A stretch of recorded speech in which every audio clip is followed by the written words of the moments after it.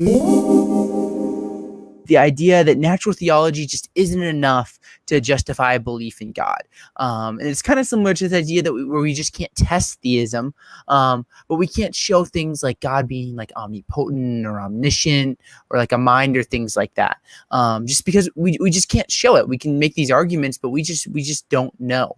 So how do you respond to this kind of objection to natural theology? Well, we can test philosophical hypotheses for their elegance, their coherence. There are dozens, hundreds, thousands of arguments on divine attributes that it's incoherent. There's a book by Michael Martin, he died sadly about 3 years ago, called Atheism. And as Peter Van Meegen said, there wasn't an argument for atheism that Michael Martin didn't like.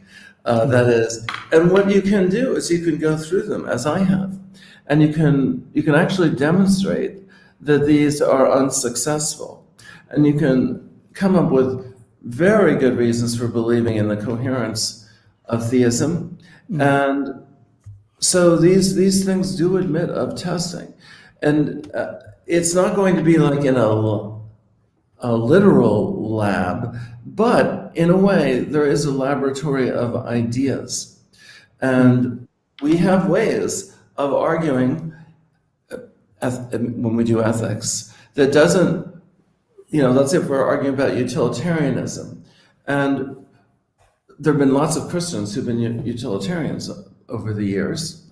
Actually, the first utilitarians in the modern era were utilitarian. Paley, a natural theologian, was a utilitarian. But what I would say is all the arguments about utilitarianism, a lot of them come down to appealing to moral experience and its coherence.